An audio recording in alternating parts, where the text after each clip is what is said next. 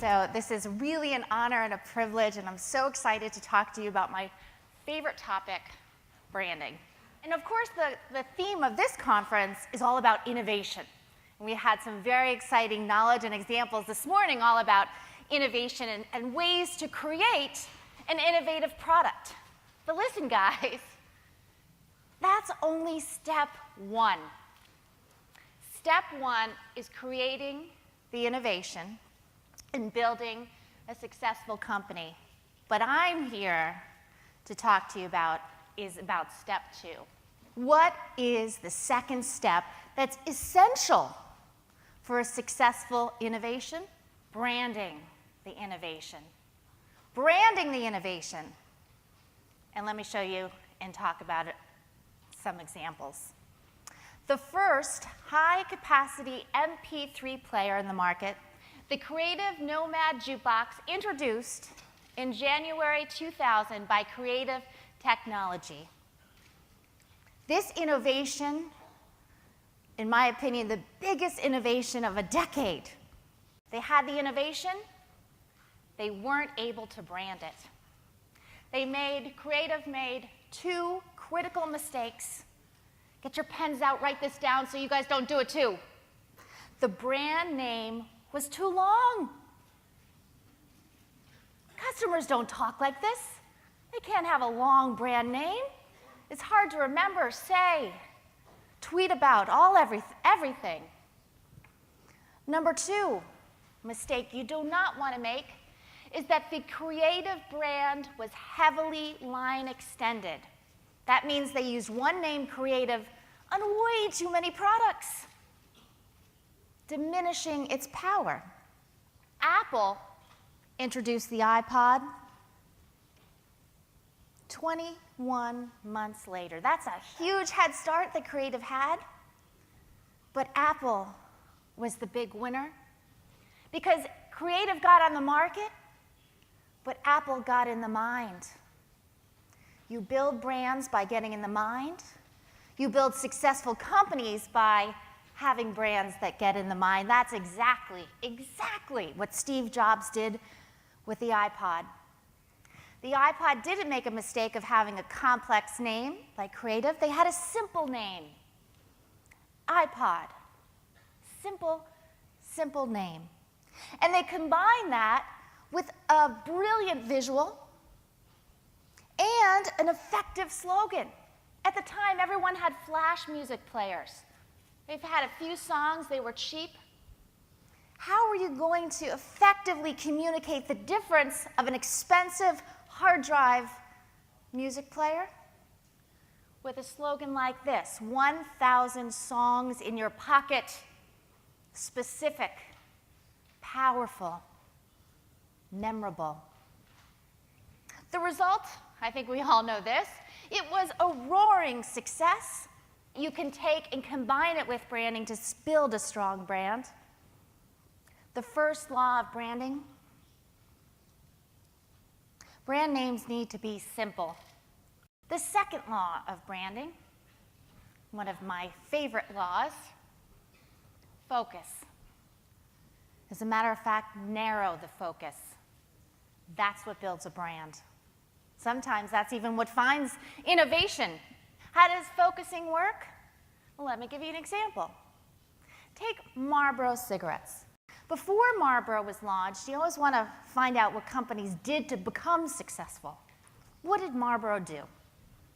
Well, at the time, before Marlboro was launched, there was many brands on the marketplace, and each of them at that time were going after both men and women, unisex. Here's a typical ad from the time. Lucky Strike, just one more. That's cigarettes, I think. Appealing to both men and women. That's Fred Astaire and his sister Estelle. And you see, this is actually a logical approach when you look at the cigarette market back in those times. Where was the opportunity for Marlboro if everybody was talking about unisex? What did Marlboro do? Marlboro narrowed the focus. Forget the women, they said. We're going to focus on men. I mean, real man's man, the cowboys. and therefore they were the only brand targeted at men. How successful was Marlboro? Today it's the world's best-selling cigarette, ahead of Winston, Mild 7, and Camel. Outsells the number 2 brand by 130. The third law of branding: the category is more important than the brand. The brand is like the tip of the iceberg. It's the little part of the iceberg that you see on top, but the reality is that most of the iceberg is under the water. That's the category. You see, Nintendo is a brand, but what's the iceberg? What's the category that Nintendo owns? Video games. That's the category. That's what my kids go nuts about. It's not that they don't love Nintendo, they love video games. And Nintendo owns that idea in the mind. How about Sony? Sony is a brand name, but what's the category? If I told my husband to go to the store and buy me a Sony, what would he come home with? And what would we do with it? I have no idea. You don't know, it doesn't own a category. It's put its name on so many things, it doesn't own something in the mind. And compare the results. Sony's got a full line of electronic products, all named Sony, and Nintendo sells video games only. The proof is in the pudding, or the numbers, as they say. Sony, in the last 10 years, $750 billion. Nintendo is smaller, only $100 billion, but Sony didn't make any money. You don't become rich and powerful unless you make money. And Nintendo built a brand and is profitable. Net profits $11.9 billion. Sony had a loss. It's a Japanese disease, some of this. In the electronics industry, many of the companies have fallen into this trap of not owning a category with their name. And in net profits in the past 10 years, many of them have had huge losses. The fourth law of branding: avoid the mushy middle and focus on one end of the market, not the middle. You see, every new category starts with a single product at a single price point. As time goes on, the category broadens at both ends of this product spectrum. You've got to be ready for this expansion to happen. On one end, you have cheaper, smaller, simpler. And on the other end, you usually see more expensive, larger, or more complex. Take watches. Fashion watches, Swatch, cheap at one end, and Rolex, expensive at the other.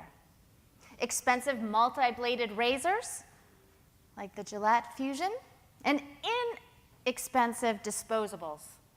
Where's the middle? There is no opportunities in the middle. No opportunity. You've got to go to the ends. You see, consumers either want the cheapest, want the disposable, right? I want cheap, or I want the best. The fifth law of branding: focus. Instead of expanding your brand, instead of stretching, launch new brands instead. Look at the numbers. The most profitable companies aren't ones that have one name on everything. Sony puts one name on everything and they don't make any money. The most profitable companies have multiple brands that dominate categories. The bigger you get, the more brands you need, like Procter & Gamble, and Apple, and Nestle, and Toyota. It's the multiple brands that has made Toyota such a powerful car brand. And it's multiple brands that's going to make you guys build your company into the next Toyota or Apple or Nestle. Thank you so much for your time and attention.